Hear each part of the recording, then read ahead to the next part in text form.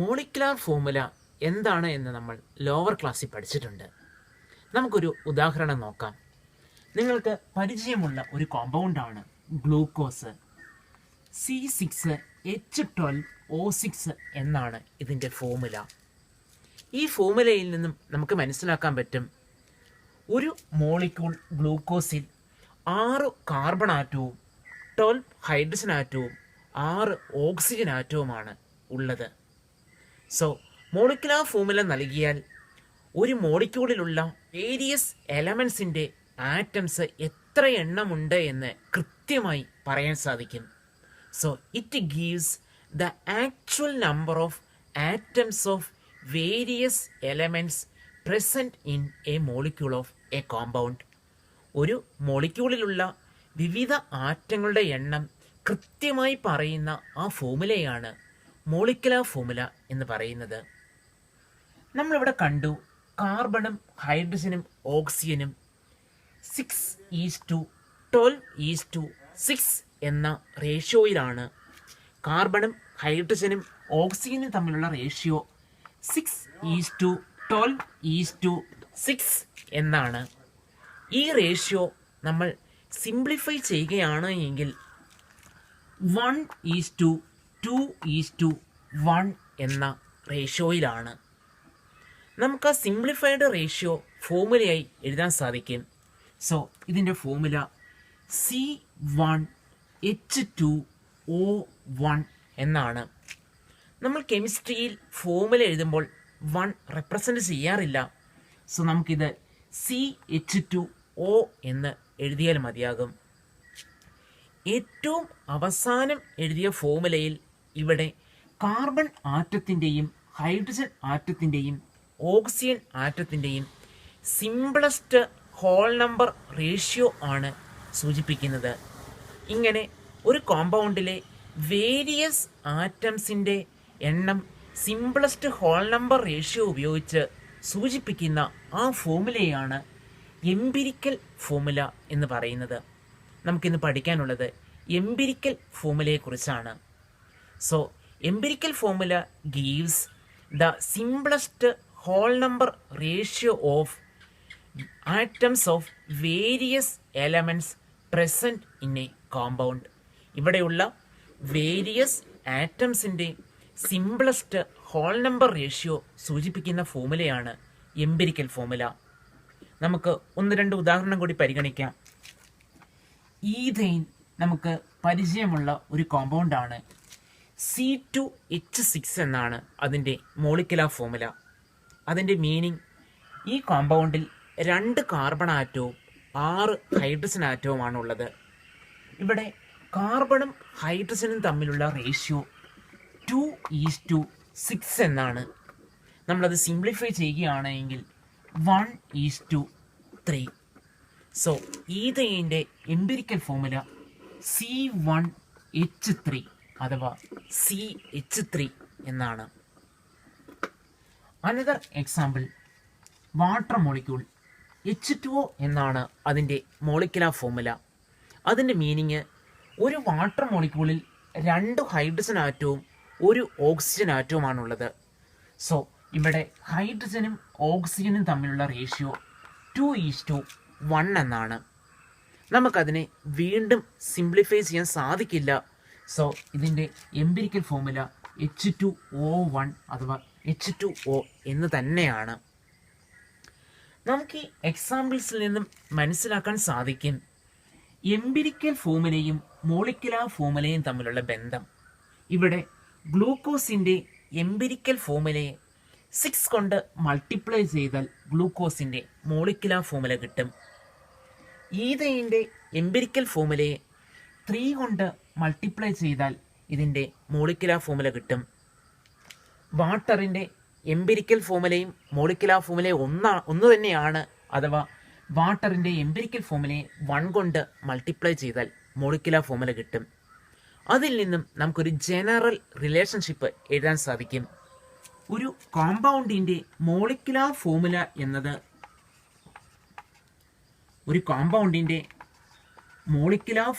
എന്നാൽ it is equal to N × empirical formula ആയിരിക്കും.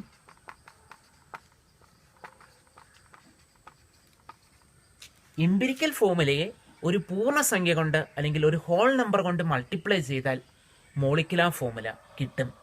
ആ എൻ എന്താണെന്ന് നമുക്ക് പരിശോധിക്കാം. നമ്മൾ ഇനിയുള്ള പ്രോബ്ലംസിൽ കാണുന്നുണ്ട് എൻ എന്നാൽ അതൊരു നമ്പറാണ്.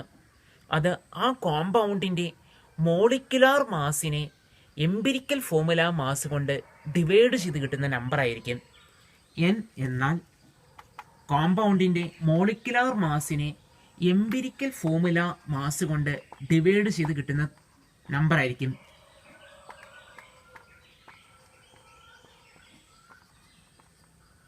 എൻ എന്നാൽ കോമ്പൗണ്ടിൻ്റെ മോളിക്കുലാർ മാസിനെ എംപിരിക്കൽ ഫോമുല മാസ് കൊണ്ട് ഡിവൈഡ് ചെയ്ത് കിട്ടുന്ന നമ്പറായിരിക്കും.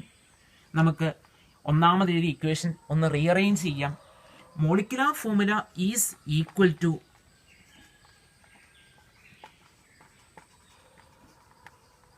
എൻ എന്നുള്ളതിന് പകരം molecular mass by empirical formula mass എന്ന് എഴുതാം.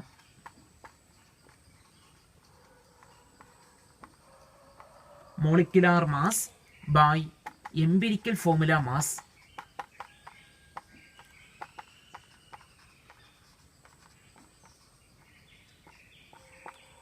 Into empirical formula.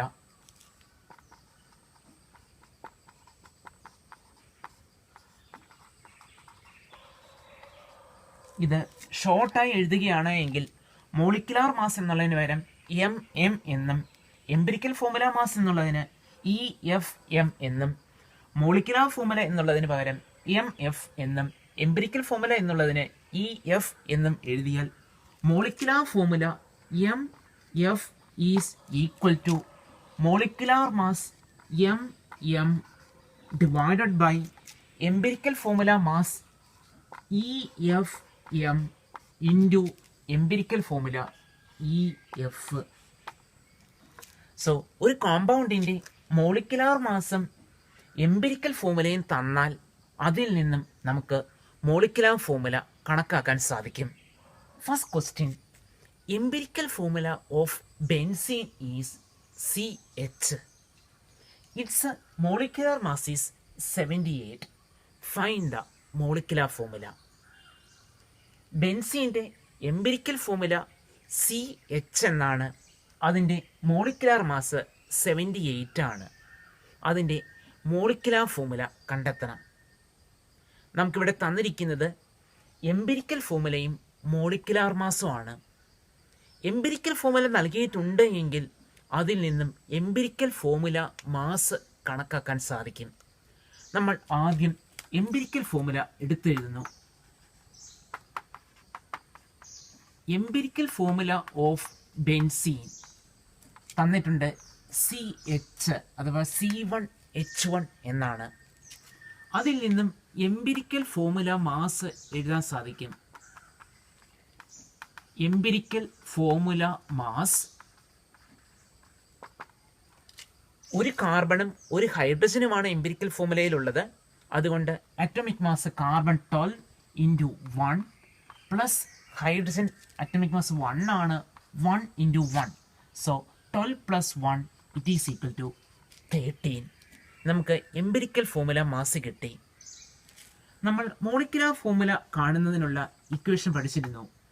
Molecular formula is equal to molecular mass divided by empirical formula mass into empirical formula.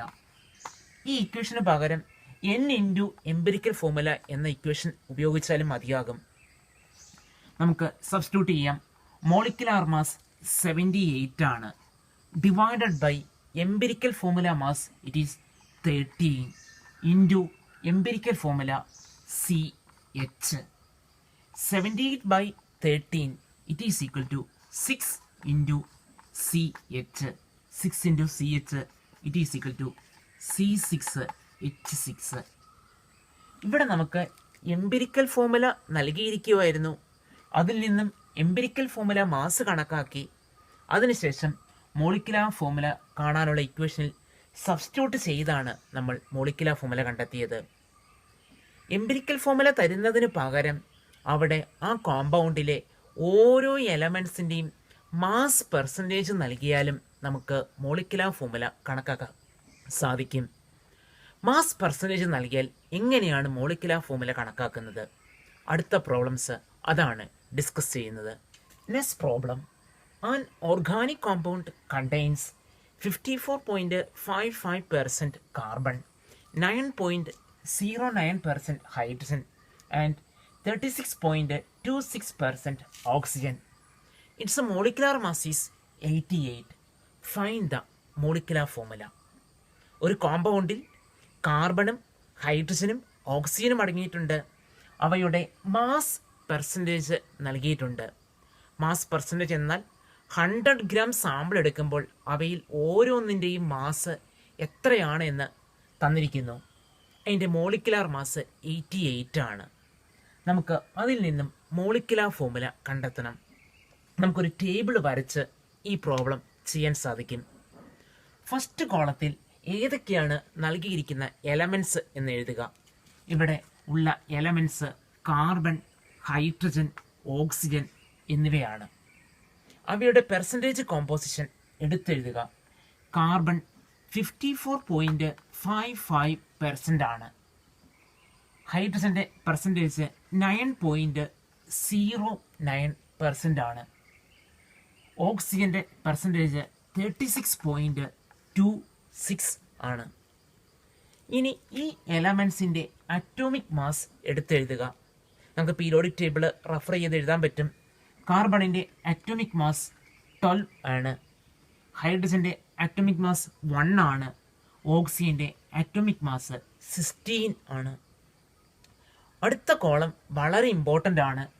തന്നിരിക്കുന്ന percentage കോമ്പോസിഷനെ atomic mass കൊണ്ട് divide ചെയ്യുക. ശരിക്ക് നമുക്കിവിടെ നമ്പർ ഓഫ് മോൾസ് ആണ് കിട്ടുന്നത്. അതായത് 54.55 ഗ്രാം ഡിവൈഡഡ് ബൈ 12 ഗ്രാം. അതായത് തന്നിരിക്കുന്ന മാസിനെ അതിൻ്റെ ഗ്രാം അറ്റോമിക് മാസ് കൊണ്ട് നമ്മൾ ഡിവൈഡ് ചെയ്യുകയാണ്. So 54.55 divided by 12. ഇത് നമ്മൾ കാൽക്കുലേറ്ററിലാണ് ചെയ്യേണ്ടത്. നമ്മൾ ഡിവൈഡ് ചെയ്യാൻ ഇത്തിരി ബുദ്ധിമുട്ടായിരിക്കും. കാൽക്കുലേറ്റർ ഉപയോഗിച്ച് തന്നെ ഡിവൈഡ് ചെയ്യുക.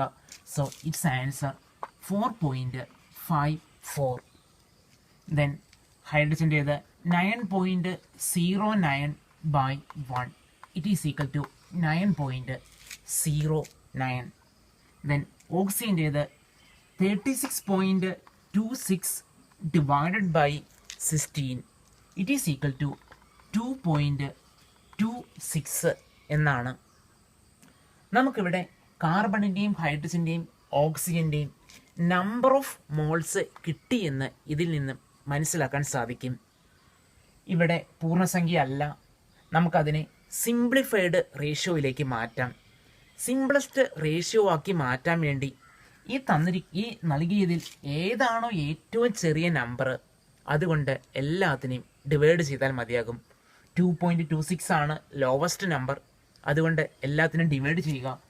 So 4.54 divided by 2.26.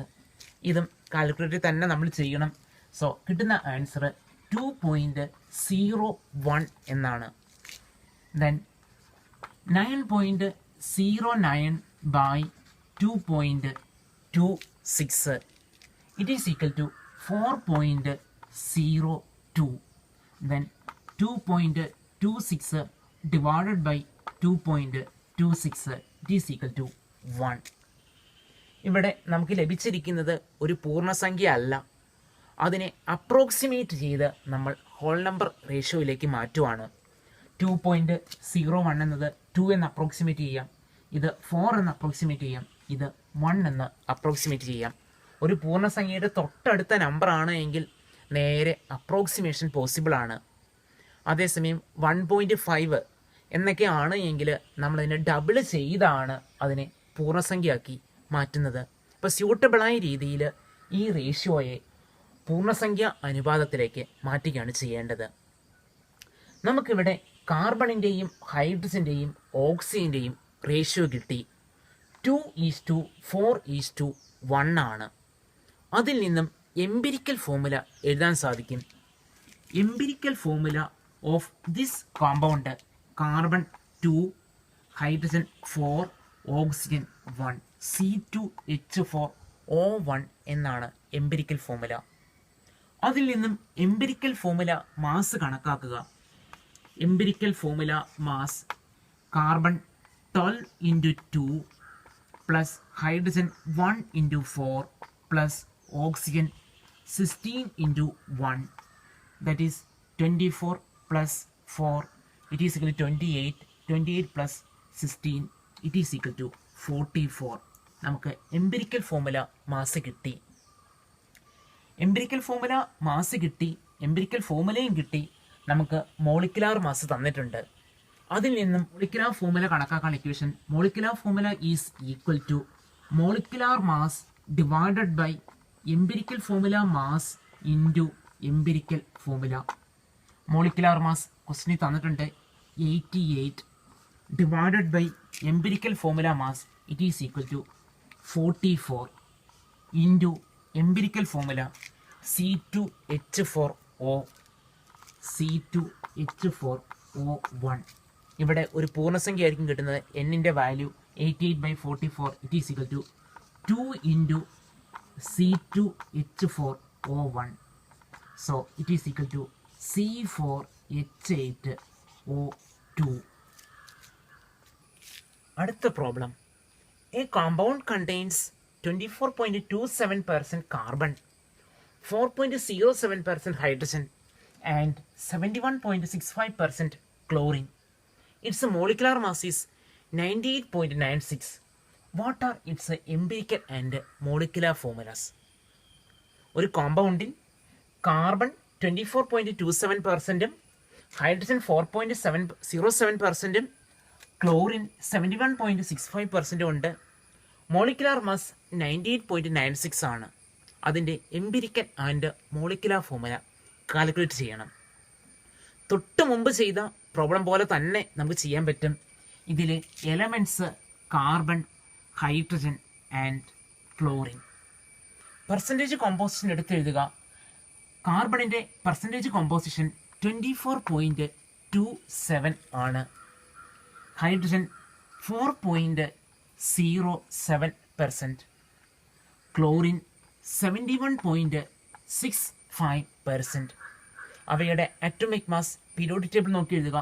Carbon 12, hydrogen 1, chlorine 35.5 ആണ്. പെർസെൻറ്റേജ് കോമ്പോസിഷനെ അറ്റോമിക് മാസ് കൊണ്ട് ഡിവൈഡ് ചെയ്യുക. ഇവിടെ carbon 24.27 divided by 12, it is equal to 2.02. ഈ ഡിവിഷൻ കാൽക്കുലേറ്റർ ഉപയോഗിച്ച് തന്നെ ചെയ്യുക. Then hydrogen 4.07 by 1, it is equal to 4.07 തന്നെ. ദെൻ ഇവിടെ 71.65 divided by 35.5, it is equal to 2.02. ഇതിനെ സിംപ്ലസ്റ്റ് റേഷ്യോ ആക്കി മാറ്റണം. ഏതാണോ ഏറ്റവും ചെറിയ ടേം അതുകൊണ്ട് എല്ലാത്തിനെയും ഡിവൈഡ് ചെയ്താൽ മതിയാകും. സോ 2.02 കൊണ്ട് എല്ലാത്തെയും ഡിവൈഡ് ചെയ്യുക. 2.02 divided by 2.02, it is equal to 1. Then 4.07 by 2.02, it is equal to 2.02. Then 2.02 divided by 2.02, it is equal to 1. ഇതിനെ പൂർണ്ണസംഖ്യയാക്കി മാറ്റാൻ വേണ്ടി അപ്രോക്സിമേറ്റ് ചെയ്താൽ മതിയാകും. സോ 1, 2, 1. കോമ്പൗണ്ടിൽ കാർബണും ഹൈഡ്രജനും ക്ലോറിനും തമ്മിലുള്ള റേഷ്യോ 1:2:1 എന്നാണ്. അതുകൊണ്ട് എംപിരിക്കൽ ഫോർമുല എഴുതാൻ സാധിക്കും. Empirical formula is equal to C1H2Cl1. ഇത് ഉപയോഗിച്ച് എംപിരിക്കൽ ഫോർമുല മാസ് കണക്കാക്കാൻ സാധിക്കും. Empirical formula mass is equal to കാർബണിൻ്റെ അറ്റോമിക് മാസ് 12 into 1 പ്ലസ് ഹൈഡ്രജൻ്റെ അറ്റോമിക് മാസ് 1 into 2 പ്ലസ് Clൻ്റെ atomic mass 35.5. Its answer will be 49.5. നമുക്ക് എംപിരിക്കൽ ഫോമുല കിട്ടി, empirical formula mass കിട്ടി, മോളിക്കുലാർ മാസ് തന്നിട്ടുണ്ട്. അതുകൊണ്ട് ഇതിൽ നിന്നും നമുക്ക് മോളിക്കുലാർ ഫോമുല കണക്കാക്കാം. Molecular formula is equal to molecular mass divided by empirical formula mass into empirical formula. Molecular mass 98.96 divided by empirical formula mass 49.5 into empirical formula C1H2Cl1. 98.96 divided by 49.5, it is equal to 2 into C1H2Cl1. It is equal to C2H4Cl2. ഇവിടെ നമുക്ക് molecular formula C2H4Cl2 എന്ന് കിട്ടി. Next question, an organic compound contains 61% carbon, 11.8% hydrogen and 27.12% oxygen. Find the molecular formula. The vapour density of the compound is 59.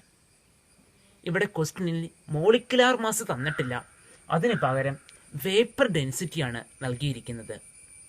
Vapour density എന്നാൽ ഒരു ഗ്യാസിൻ്റെ density hydrogen ഗ്യാസിൻ്റെ ഡെൻസിറ്റിയുമായി compare ചെയ്ത് പറയുന്നതാണ്. സെയിം ടെമ്പറേച്ചറിലും പ്രഷറിലും എക്സിസ്റ്റ് ചെയ്യുന്ന hydrogen ഗ്യാസിൻ്റെ ഡെൻസിറ്റിയുമായി കമ്പയർ ചെയ്ത് വേറൊരു ഗ്യാസിൻ്റെ ഡെൻസിറ്റി പറയുന്നതിനെയാണ് വേപ്പർ ഡെൻസിറ്റി എന്ന് പറയുന്നത്. നമുക്കറിയാം ഹൈഡ്രജൻ്റെ മോളാർ മാസ് 2 gram ആണ്. ഒരു ഗ്യാസിൻ്റെ ഡെൻസിറ്റി എന്നത് മോളാർ മാസുമായി ഡയറക്റ്റ്ലി പ്രൊപ്പോർഷണലാണ്. സോ ഒരു കോമ്പൗണ്ടിൻ്റെ വേപ്പർ ഡെൻസിറ്റി തന്നാൽ അതിൻ്റെ മോളാർ മാസ് കണക്കാക്കാൻ വേണ്ടി ഹൈഡ്രജൻ്റെ മോളാർ മാസ് കൊണ്ട് മൾട്ടിപ്ലൈ ചെയ്താൽ മതിയാകും. സോ ഇവിടെ കോമ്പൗണ്ടിൻ്റെ മോളിക്കുലാർ മാസ് എന്നത് 2 into വേപ്പർ ഡെൻസിറ്റി ആയിരിക്കും. നമുക്ക് മോളിക്കുലാർ മാസ് ആദ്യം കണക്കാക്കാൻ സാധിക്കും. Molecular mass is equal to 2 into vapour density. It is equal to 2 into 59. It is equal to 118. ഇതിനു മുമ്പ് ചെയ്ത പ്രോബ്ലംസ് പോലെ നമുക്കിതും ചെയ്യാം.